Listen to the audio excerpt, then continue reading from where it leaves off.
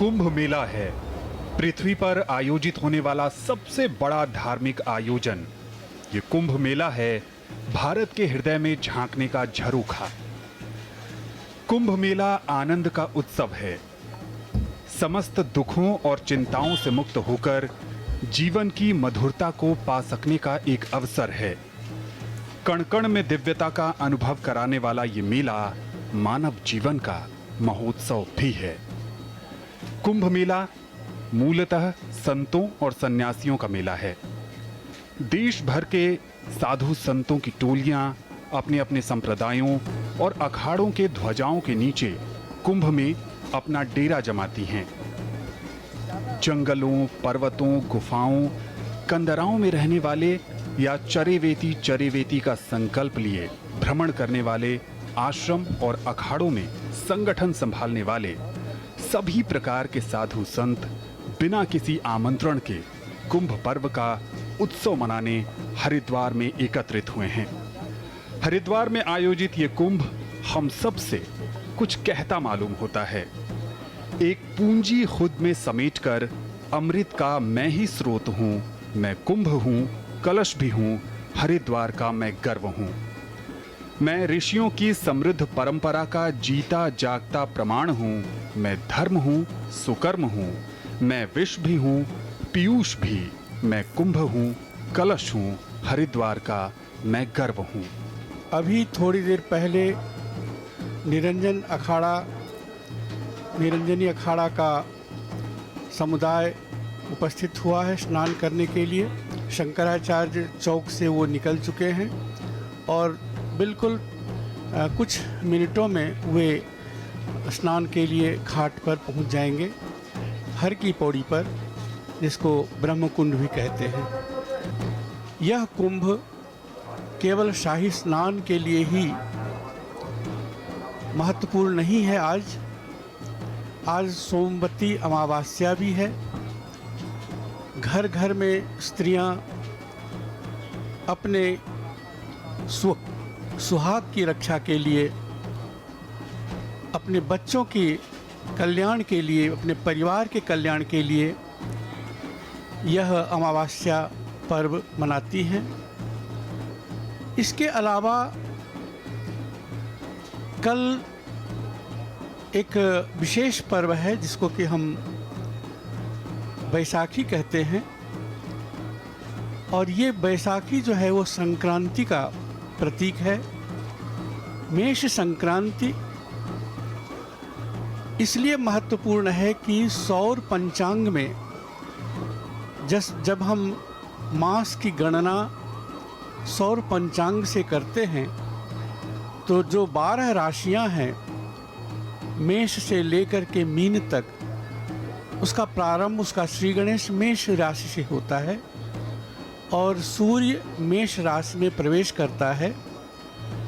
सूर्य के प्रवेश के कारण एक राशि से दूसरे राशि में जाने को ही संक्रांति कहते हैं। ये संक्रांति कल शुरू होगी और इससे नया वर्ष भी शुरू होगा। आज जो कुंभ शाही स्नान का क्रम है, सबसे पहले हो चुका है निरंजनी अखाड़ा का। उसके बाद शंकराचार्य चौक से 9:20 पर जूना अखाड़ा गुजरेगा। उसके बाद महानिर्वाणी 10:10 पर। निर्वाणी अणी कहते हैं सेना को, अनीक से अणी बनता है, तो ये सन्यासी सैनिक हैं, सेना है।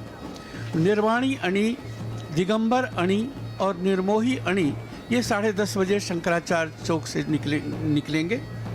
उसके बाद पंचायती नया उदासीन अखाड़ा, यह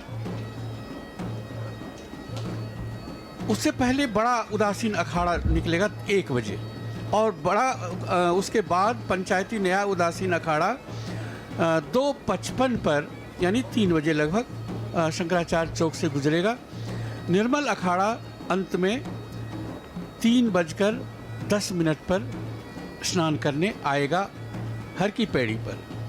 सवेरे से मैं देख रहा हूँ अब जो निरंजनी अखाड़ा जो चला है वहाँ से शंकराचार्य चौक से, तो लोग दोनों तरफ से उनकी जय जयकार कर रहे हैं। भारी संख्या में उनके साथ भक्त हैं और हेलीकॉप्टर से उन पर पुष्प वर्षा हो रही है, जो कि एक विलक्षण दृश्य उपस्थित कर रहा है। शाही स्नान का मतलब ही यही होता है। सन्यासी सामान्यतः सारे जीवन के जो सुख सुविधाएं उनसे अलग होकर वो जीवन व्यतीत करते हैं, तपस्वी का जीवन व्यतीत करते हैं। ये अवसर होता है जब वो अपने राजस वैभव को भी दिखाते हैं कि वो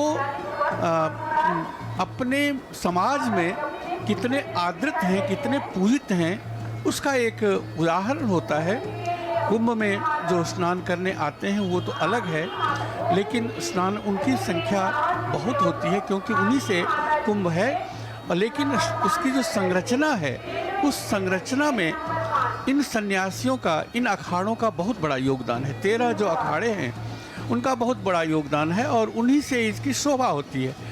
अब हमारे समक्ष जो निरंजनी अखाड़ा स्नान के लिए तैयार है और वो पहुंच रहा है। निरंजनी अखाड़े के जो आचार्य महामंडलेश्वर स्वामी कैलासानंद जी महाराज के नेतृत्व में सारे अखाड़े के महामंडलेश्वर, महंत एवं सभी नागा साधु संत सभी स्नान के लिए अपने पूजनीय और अपने सभी इष्ट देवताओं को और अपने जो उनके प्रतीक चिन्ह हैं, इस कुंभ महापर्व को जानने के संदर्भ में शास्त्रों में बहुत अच्छे उल्लेख और बहुत अच्छा विवरण उपलब्ध होता है।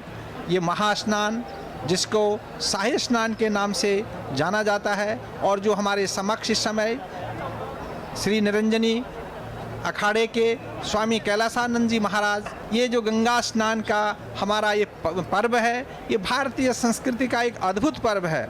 और विशेष करके हरिद्वार में लगने वाला जो कुंभ पर्व है, ये कुंभ पर्व का विशेष रूप से ज्योतिष शास्त्र का और आकाशीय घटनाओं का एक बहुत बड़ा संयोग होता है। और इस संयोग में भारतीय संस्कृति का कोई भी पक्ष ऐसा पक्ष नहीं है जिसमें कि कोई वैज्ञानिकता न हो। देवगुरु बृहस्पति का कुंभ राशि में प्रवेश होना और कुंभ राशि में जाना ही महाकुंभ पर्व का बहुत बड़ा शुभारंभ होता है।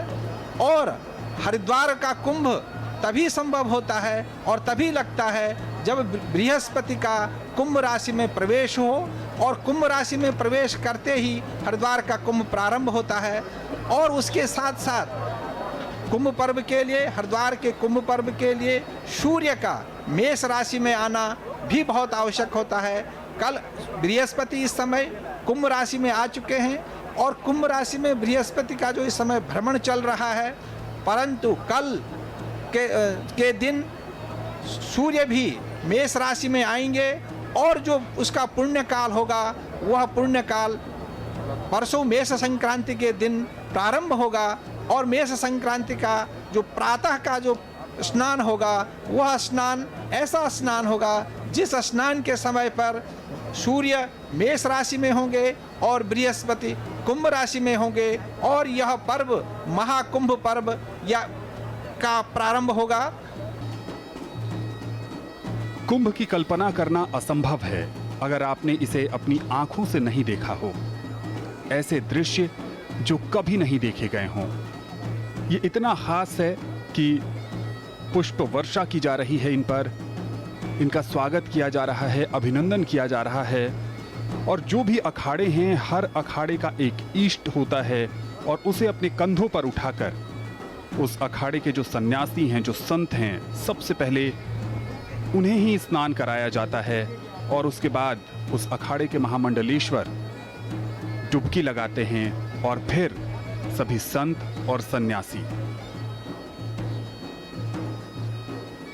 देश के अलग अलग हिस्से से लोग, संत, सन्यासी, उनकी अपनी संस्कृतियां और उनका पूरा समागम हर कुंभ में देखने को मिलता है। और हरिद्वार का कुंभ कई मायनों में बेहद खास है और कई शास्त्रों में ये उल्लेख भी मिलता है कि कुंभ की शुरुआत शायद हरिद्वार से ही हुई है। हर की पेड़ी पर हरिद्वार में हमारे साथ मौजूद हैं हरिद्वार के जिलाधिकारी श्री सी रविशंकर जी। हम बात करते हैं कैसा चल रहा है कुंभ मेला। सेकंड शाही स्नान अप्रैल 12 तारीख को आज शुरू हुआ है। फिलहाल काफ़ी श्रद्धालुओं यहाँ पे जो है स्नान किए हैं। अभी शाही स्नान होने के कारण अभी पूरे अखाड़ा जो है अभी स्नान करने के लिए आ रहे हैं। फिलहाल पहला जो अखाड़ा है वो अभी अंदर जो है एंट्री कर रहे हैं। तो अभी तक का जो स्थिति है काफ़ी संतोषजनक है। पूरा सेक्टर जोन्स सभी में मॉनिटरिंग निरंतर किया जा रहा है। सारे जगह में श्रद्धालुओं का सुविधा का मद्देनज़र रखते हुए सारा जो व्यवस्थाएं जो है अच्छे ढंग से चला रहे हैं। सर क्या क्या व्यवस्थाएं हैं, किस तरह की व्यवस्थाएं हैं जो आज के लिए, आज ये दूसरे शाही स्नान के लिए की गई हैं, वो क्या क्या व्यवस्थाएं हैं, थोड़ा सा विस्तार से। फिलहाल मेनली शाही स्नान जो है अखाड़ा के माध्यम से, सभी अखाड़ाओं के माध्यम से, लगभग 13 अखाड़ा है यहाँ पे, तो 13 अखाड़ाओं के माध्यम से जो ब्रह्मकुंड में जो स्नान करते हैं, तो उस अवधि के पहले कुछ अवधि तक जो है हम आम श्रद्धालुओं को भी जो है वहाँ पे उस एरिया में स्नान करने के लिए अनुमति होती है। उसके बाद जैसे अखाड़ाओं का स्नान के बाद दोबारा जो है आम पब्लिक को भी जो है वहाँ पे ब्रह्मकुंड में नहाने का एक मौका मिलता है। बाकी जगह में जो है पर्याप्त गार्ड्स है, तो सारे गार्ड्स में जो है पूरा दिन पब्लिक जो है, पब्लिक जितने भी लोग आए हैं तो सभी लोग श्रद्धालुओं जो है उसमें स्नान कर रहे हैं। तो उसमें एंटायर एरिया का जो ट्रैफिक मैनेजमेंट है और वेरियस जो पार्किंग साइट्स में जो है टॉयलेट्स का सुविधाएं हैं, पेयजल का सुविधाएं हैं, इसी प्रकार का पर्याप्त सुविधाएं जो है क्रिएट किया गया है। इसके अतिरिक्त मेनली जो है अभी कोविड कंट्रोल, कोविड मैनेजमेंट में जो है ज़्यादा विशेष ध्यान दिया जा रहा है, जिसमें जिला प्रशासन के ओर से फिलहाल अप्रैल 1 तारीख से लेकर के अप्रैल 10 तारीख तक हम लोग जो है प्रतिदिन 20,000 सैम्पलिंग जो है कर रहे थे। अभी कल जो है 11 तारीख को हमने 50,000 सैम्पलिंग किए हैं। फिलहाल आज 12 तारीख को भी जो है हम कोशिश करेंगे कि 50,000 के संख्या में जो है सैम्पलिंग करेंगे। On Makar Sankranti and the 4th on 27th April on the day of Baisakh Purnima. इस कुंभ महापर्व का दूसरा शाही स्नान निरंजनी अखाड़े के महामंडलेश्वर की डुबकी लगाने के साथ ही शुरू हो गया है। हर अखाड़े की एक परंपरा होती है और निरंजनी अखाड़े के जो इष्ट देव हैं वो भगवान कार्तिकेय हैं। सबसे पहले उन्हें स्नान कराया जाता है, उसके बाद वहाँ के महामंडलेश्वर जो कैलाशानंद जी महाराज हैं उन्होंने डुबकी लगाई और फिर जितने भी निरंजनी अखाड़े से जुड़े संत हैं, सन्यासी हैं, श्रद्धालु हैं, वो डुबकी लगा रहे हैं। और निरंजनी अखाड़े के बाद शंभू पंच दशनाम आवाहन अखाड़ा अपने पूरे गाजे बाजे के साथ अब हर की पैड़ी की तरफ आगे बढ़ रहा है। शंभू पंच दशनाम आवाहन अखाड़ा। कुंभ में वैसे तो कई रोचकताएं हैं, लेकिन जो सबसे अधिक रोचक बात कुंभ से जुड़ी है वो ये कि कुंभ में एक अस्थायी नगर बसता है, अपने पूर्ण वैभव को प्राप्त करता है और कुछ सप्ताह के बाद अगले स्थान की यात्रा के लिए निकल पड़ता है। कुंभ नगर को अगर यायावर नगर भी कहें तो कोई अतिशयोक्ति नहीं होगी। परंपरा से कुंभ मेले का आयोजन अखाड़ों की ओर से होता रहा है और अखाड़े मूलतः विभिन्न प्रकार के साधुओं की सांगठनिक रचनाएं हैं। दूसरे शाही स्नान में एक के बाद एक अखाड़े ब्रह्मकुंड की तरफ, हर की पैड़ी की तरफ जा रहे हैं। निरंजनी अखाड़ा का स्नान हो रहा है, आपने अभी देखा। सब वहाँ पहुंचकर स्नान कर रहे हैं। एक बात आपने ध्यान दी होगी कि वे अपने दंड को बहुत महत्व देते हैं। जैसे सेना में ध्वजा का महत्व है, उसी तरह से ये उनका दंड जो है वो उनका गुरु भी है, उनका देवता भी है। इसलिए उसको कभी भी वो अपमानित या नीचे नहीं रख सकते। निरंजनी के बाद क्रम आता है जूना अखाड़ा का। अखाड़ा परिषद है जो कि पूरे देश में विभिन्न जो 13 अखाड़े हैं उनके बीच समन्वय स्थापित करते हुए क्रम तय करता है कि किसके बाद कौन स्नान करेगा, क्योंकि इससे पहले, आज नहीं लेकिन 100 साल पहले इसको लेकर के बहुत सारे विवाद हुए थे। कोई आगे स्नान करना चाहता था तो उसको इसी क्रम से ठीक किया गया कि अब जो है एक क्रम बना रहेगा। तो जो जूना अखाड़ा, जूना का मतलब होता है, ये गुजराती शब्द है, जूना का मतलब होता है पुराना। तो जूना अखाड़ा अभी आ रहा है, शंकराचार्य चौक से निकल चुका है। विभिन्न रूप में इनकी अपनी अलग दुनिया है। ये किन्नर अखाड़े के हैं। बहुत दिनों तक ये चलता रहा, लेकिन ये अब शामिल हो गए हैं अखाड़े में। तो किन्नर अखाड़ा भी एक नवीनतम अखाड़ा है जो बड़ा महत्वपूर्ण है। तो हमारे सामने वो दिखाई पड़े हैं और इस तरह से देख रहे हैं कि चल रहे। तो अभी बात जो हो रही थी कि 4 कुंभों की, तो वस्तुतः जो ज्योतिष की गणना के अनुसार 4 नहीं बल्कि 12 अखाड़े हैं। ये जूना अखाड़ा जो हमारे सामने दिखाई पड़ रहा है, उसके साधु संत, उनके भक्त, उनके, इसमें क्या होता है, स्नान में यहाँ पर कुंभ मेले में शंकराचार्य भी आए हैं, लेकिन शंकराचार्य अलग स्नान, ये किन्नर अखाड़े की महामंडलेश्वर हैं। तो शंकराचार्य जो हैं वो अलग स्नान करते हैं। यहाँ पर महामंडलेश्वर से नीचे, महामंडलेश्वर, आचार्य महामंडलेश्वर ऊपर होता है, उसके बाद महामंडलेश्वर होता है, उसके बाद मंडलेश्वर, और इस तरह से क्रम है उनका। तो वो स्नान करने आते हैं और उनके जो समुदाय के लोग हैं वो तो रहेंगे ही, उनके साथ भक्तगण, उनके अनुयायी भी काफ़ी बड़ी संख्या में होते हैं। इस निरंजनी अखाड़े का जो इष्ट देव हैं वो कार्तिकेय जी हैं। और जैसा कि आप जानते हैं, कार्तिकेय सेनापति हैं और कार्तिकेय के इष्ट देव मानते हुए निरंजनी अखाड़े अपने इष्ट देवता का स्नान करा करके अपने सभी साधु संत, जैसा कि आपने देखा कि वो जब माँ गंगा के तट पर पहुँचे तो उन सभी लोगों ने माँ गंगा का बहुत विधिवत पूजन किया और उसके बाद आचार्य महामंडलेश्वर के साथ सब ने स्नान किया। और स्नान करने के बाद अब निरंजनी अखाड़ा अपने गंतव्य को जा रहा है।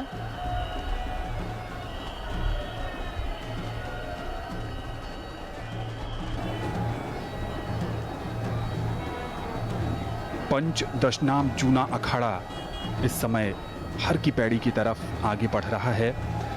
ये अखाड़ा कार्तिक शुक्ल दशमी को उत्तराखंड के कर्णप्रयाग में भैरव अखाड़ा के नाम से स्थापित हुआ था। इनके इष्ट देव रुद्रावतार दत्तात्रेय हैं। इसका केंद्र वाराणसी के हनुमान घाट पर माना जाता है। हरिद्वार में माया देवी मंदिर के पास इनका आश्रम है और इस समय इस अखाड़े के सन्यासी पूरे उत्साह के साथ पुष्प वर्षा के बीच हर की पैड़ी की तरफ डुबकी लगाने के लिए आगे बढ़ रहे हैं। हमें दिखाई दे रहा है अखाड़े के आचार्य पीठाधीश्वर स्वामी अवधेशानंद गिरी जी महाराज लोगों का, श्रद्धालुओं का अभिवादन स्वीकार करते हुए और उन्हें आशीर्वाद देते हुए। बहुत सुंदर दृश्य, दूर तक एक भगवा लहर, एक भगवा प्रवाह दिखाई दे रहा है। श्रद्धा और आस्था का ऐसा सैलाब जो एक अद्भुत अमृतमयी एहसास दिलाता है। इस बार हरिद्वार का कुंभ 11 वर्षों बाद है। 11 वर्षों का अंतराल 100 वर्षों में एक बार आता है। 100 वर्षों में 11 वर्ष का अंतराल इस वजह से आता है कि सूर्य, चंद्रमा और बृहस्पति तीनों की युति के बिना कुंभ संपन्न नहीं होता। इन तीनों के संयोग में ही कुंभ का आयोजन होता है। और सूर्य अपनी गति 365 दिन में एक साल पूरा करता है, लेकिन बृहस्पति प्रतिदिन कुछ पल धीमी गति से चलता है, जो जुड़ते जुड़ते 100 वर्ष के अवधि में एक साल हो जाती है। और वो एक साल जो मिलता है कुंभ के लिए उपयुक्त, जिसे कह सकते हैं उपयुक्त अवसर, जो सूर्य, चंद्र और बृहस्पति की संयोग का जो अवसर होता है, वो 11 वर्ष में आता है। तो इसलिए कुंभ 100 वर्षों के अंतराल पर 11 वर्षों में आता है। कुंभ का स्नान पर्व केवल साधु संतों के लिए नहीं, बल्कि गृहस्थों के लिए, परिवारों के लिए और तमाम तरह के, मैं ये कहूँगी कि कुंभ जो है वो मेरी नज़र उसको एक कल्प वृक्ष की तरह देखती है। एक ऐसा कल्प वृक्ष जिससे हर कोई अपनी मुराद पूरी कर लेना चाहता है। जिसको जो इच्छा है वो कुंभ से प्राप्त होता है। जैसी मुराद लेकर आते हैं वैसी अभिलाषा कुंभ में पूरी होती है। इससे अर्थ किसी दैवीय उपलब्धि से नहीं है। इससे अर्थ है कि अगर कोई व्यापारी है उसको अपनी इच्छा पूर्ति है, जो साधु संत हैं उनकी अपनी इच्छा पूर्ति है, जो ग्रस्त हैं उनकी अपनी इच्छा पूर्ति है। इस पंचदश नाम जूना अखाड़ा के आचार्य महामंडलेश्वर स्वामी अवधेशानंद गिरी जी महाराज अपने सभी भक्तों, साधुओं, संतों और सभी अपनी नागा सन्यासियों से सुसज्जित छावनी के साथ स्नान करने के लिए तैयार हैं। प्रयाग का जो सबसे और महत्वपूर्ण पर्व था वह माघ स्नान के नाम से प्रारंभ होता है, जिसका कि बहुत पुराना इतिहास मिलता है। और उसी रूप में क्षिप्रा के पास उज्जैन में जो कुंभ पर्व होता है वह पर्व सिंहस्थ के नाम से जाना जाता है। आदि गुरु शंकराचार्य जी ने अपने सारे सन्यासियों को 10 वर्गों में बांटा था, जिसमें वन, पर्वत, पुरी, भारती, तीर्थ इत्यादि नामों से और इत्यादि संप्रदायों से सन्यासियों को अलग अलग किया गया। और उसी रूप में उन्होंने ही सन्यासियों के वर्णों को, 4 धामों को जब स्थापना किया तो उसी 4 धामों की स्थापना में ही जो उन्होंने मठाम न्याय लिखा, मठाम न्याय में सभी व्यवस्थाओं को उन्होंने वहाँ पर दिया। जितने भी आचार्य हैं वो आकर के कुंभ मेले में आकर के शास्त्रों का विमर्श होता था, धर्म का विमर्श होता था, समाज का विमर्श होता था और समाज की सारी अच्छी अच्छी अनुभूतियों को, अच्छी अच्छी उपलब्धियों को और समाज को किस प्रकार से व्यवस्थित होना चाहिए, किस प्रकार से समाज को व्यवस्थित करने का प्रयास होना चाहिए। और उसके लिए सबसे बड़ा वस्तु जो धर्म की थी कि धर्म के द्वारा समाज को नियंत्रित करना, धर्म के द्वारा समाज को आगे ले जाना, ये अपने में बहुत बड़ी चीज़ है। अब हमारे समक्ष जूना अखाड़े के जो महामंडलेश्वर स्वामी अवधेशानंद गिरी जी महाराज जो आचार्य महामंडलेश्वर हैं, उनके साथ उनका अखाड़ा स्नान के लिए तैयार है। ज्ञान, विज्ञान एवं परंपरा को लिए हुए यह महापर्व, कुंभ महापर्व हरिद्वार में 2021 में जो यह आयोजित हो रहा है, यह जूना अखाड़ा के संत, नागा, सन्यासी स्नान के लिए अभी अवतरित हो रहे हैं। हमारी भारतीय यह जो प्रजा और भारतीय जो जनमानस यह इस कुंभ महापर्व पर एकत्रित होकर के स्नान कर रहे हैं और पुण्य का अर्जन कर रहे हैं। सोमवती अमावस्या का यह दिव्य पर्व सभी भक्तों के लिए और जो दृष्टा हैं, स्नान दर्शन भी स्नान है। यहाँ पर स्नान करने से जीव की इस जीवत्व से शिवत्व की प्राप्ति हो जाती है और अज्ञान से ज्ञान की ओर जीव यहाँ पर बढ़ता है, जैसा कि शतपथ ब्राह्मण में यजुर्वेद में आता है, असतो माँ सद्गमय तमसो माँ ज्योतिर्गमय मृत्योर्माँ अमृतम गमय। तो यह कुंभ पर्व हमें अमृतत्व से जुड़ाता है, इससे भेंट कराता है, उस परम तत्व से हमें जोड़ता है और जीवात्मा को परमात्मा से मिलाने का यह पर्व है। जीव को परम तत्व की प्राप्ति के लिए और इस सोमवती अमावस्या के अद्भुत फल को प्राप्त करने के लिए यह अवसर हमें प्राप्त हुआ है।